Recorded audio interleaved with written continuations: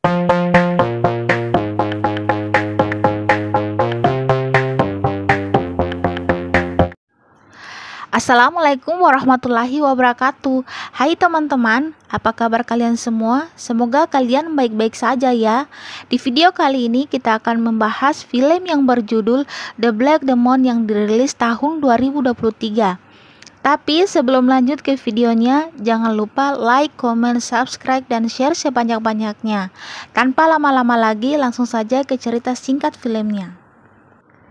Film dibuka dengan sebuah keluarga yang ingin berlibur ke sebuah daerah pantai, yang dimana mereka beranggotakan 4 orang, yaitu ayahnya yang bernama Paul, ibunya bernama Ines, kakak perempuan bernama Audrey, dan yang paling bontot bernama Tommy.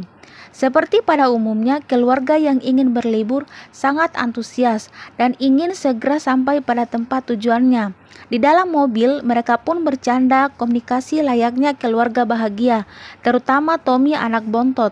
Akan tetapi, karena di tempat yang mereka tuju adalah kota kecil, ayahnya pun sengaja belum memesan hotel atau melakukan reservasi hotel, karena ia beranggapan hotelnya tidak akan full.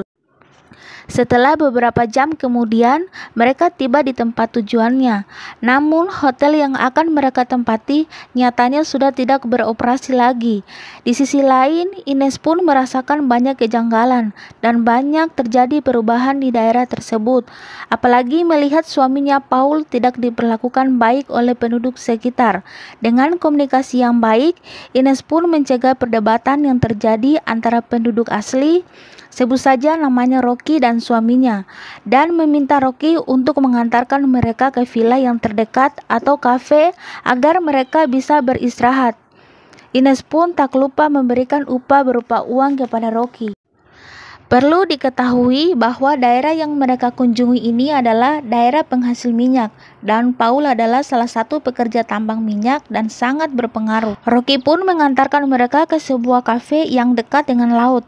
Namun, mereka tidak menyangka bahwa penduduk di sana masih mempercayai patung-patung, yang dimana orang-orang di sekitar itu beranggapan bahwa patung-patung itu bisa menyelamatkan mereka dari demio atau yang disebut dengan iblis. Mereka pun beristirahat di kafe, dan tak lupa pula si kecil Tommy mengucapkan terima kasih dengan memberikan penutup mata bajak laut kepada Rocky. Di tengah peristirahatan, Paul mendapat telepon dari perusahaan untuk segera mengecek kebocoran minyak pada tambang minyak. Ia pun meminta izin kepada istrinya untuk pergi dan berjanji untuk segera pulang pada malam nanti, mengingat tambang minyak tersebut tidak jauh dari daerah yang mereka kunjungi sekarang. Paul pun tak lupa memberikan upah kepada pemilik kafe dan meminta pemilik kafe tersebut untuk mengawasi dan menjaga istri dan anaknya dari orang-orang jahat di sekitar itu. Paul pun pergi yang diantar oleh salah satu penduduk di daerah itu. Namun ia hanya mengantarkan setengah perjalanan. Selebihnya itu Paul pergi sendiri ke tambang minyak tersebut. Setelah beberapa jam kemudian, Paul pun tiba di tambang minyak dan ia heran dikarenakan tidak ada orang yang bekerja seperti biasanya pada tambang minyak tersebut. Paul memanggil dan mencari apakah ada orang yang bekerja di tambang. Sambil mengelilingi ruangan, ia melihat seekor anak anjing dan betapa kagetnya ia dihadang dari belakang oleh 2 orang. Ia pun keheranan, orang yang dicari bernama Paul sudah meninggal dan ia menjelaskan kepada 2 orang tersebut bahwa ia datang ke tambang ini atas perintah dari perusahaan untuk melakukan pemeriksaan atas kebocoran minyak. Kedua orang ini bertanya, bagaimana Paul sampai ke tambang ini, sementara mereka berpikir sangat mustahil untuk sampai ke tempat ini. Paul pun dibuat keheranan dan bertanya, apa yang terjadi dengan tambang ini? Berpindah ke scene berikutnya, Tommy yang sedang berbincang dengan kakaknya Audrey. Tiba-tiba Tommy meminta untuk pergi ke kamar mandi. Namun naasnya, Audrey dan ibunya diganggu oleh preman yang datang di kafe ini. Preman tersebut memegang tangan Audrey sehingga menyebabkan ibunya murka dan langsung melakukan perlawanan kepada preman itu dengan memukulkan botol di kepala preman itu, sehingga membuat preman itu merasa kesakitan dan berdarah di bagian kepalanya. Ibunya pun melindungi anak-anaknya dan langsung bergegas pergi dari tempat itu dan segera pergi menyusul suaminya Paul ke tambal minyak. Masih dengan rasa penasaran dan keheranan melihat kedua orang itu memukul dinding dan menembakkan sesuatu ke arah laut, sementara dua orang itu merasa kepanikan untuk segera menyelamatkan Ines bersama kedua anaknya yang datang dengan perahu menuju tambang ini. Mereka pun akhirnya sampai ke tambang itu dengan selamat. Namun naasnya Audrey terjatuh ke laut dikarenakan tangannya berpegang pada salah satu tiang perahu. Sementara perahu itu langsung pergi. Audrey yang tenggelam segera naik ke dasar laut yang dibantu oleh ayahnya. Audrey pun ketakutan karena ia melihat banyak potongan-potongan tubuh manusia ke dalam laut itu. Dan untung saja ia cepat naik di dasar laut karena ada hiu besar mendatanginya yang menyebabkan nyawanya terancam. Lagi-lagi Paul dan Ines masih penasaran dan bingung. Sebenarnya apa yang terjadi pada kilang ini?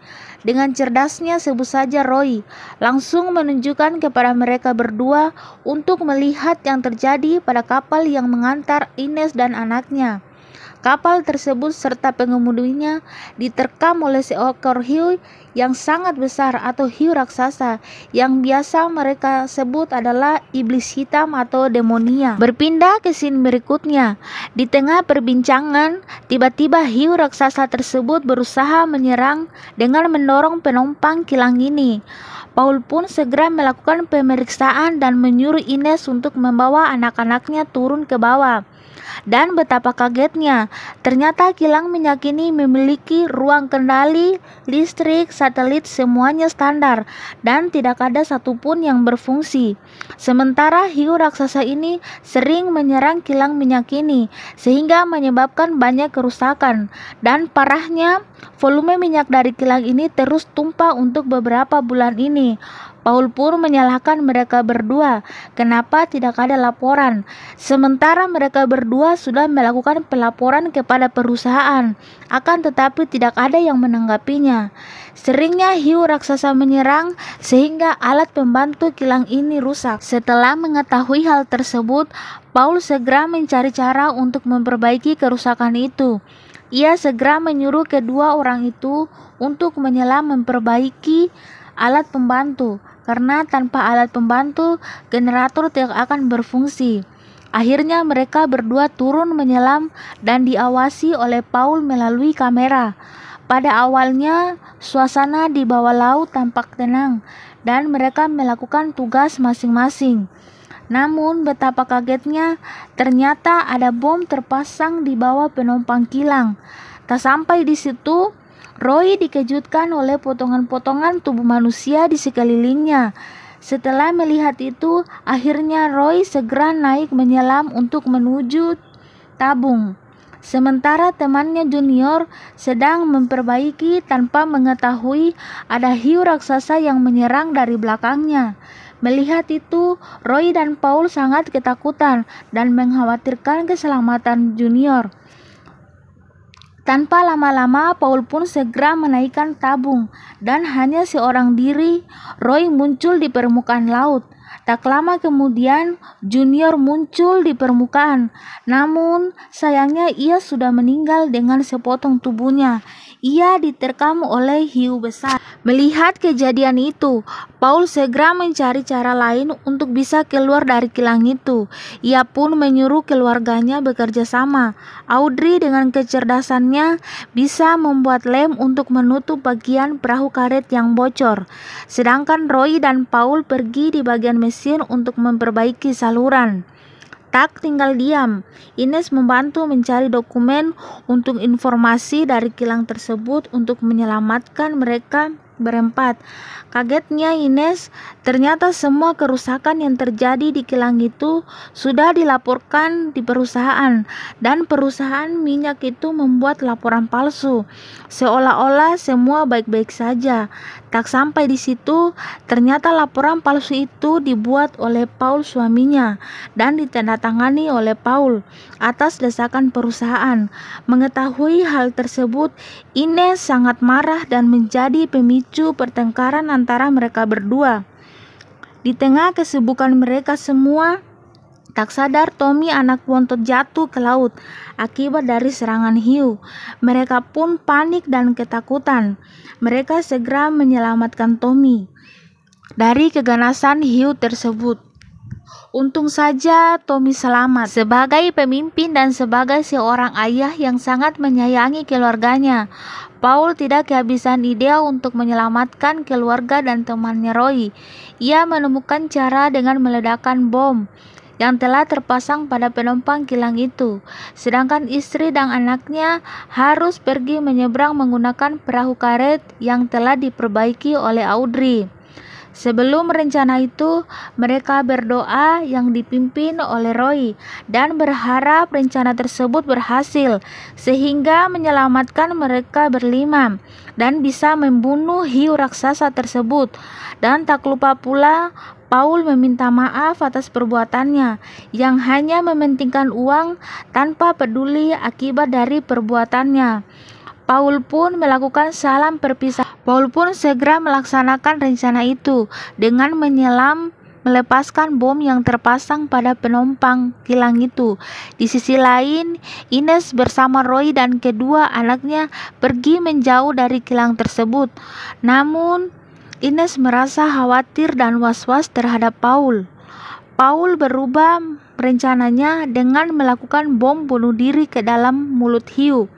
Ines pun tidak bisa menerima hal itu.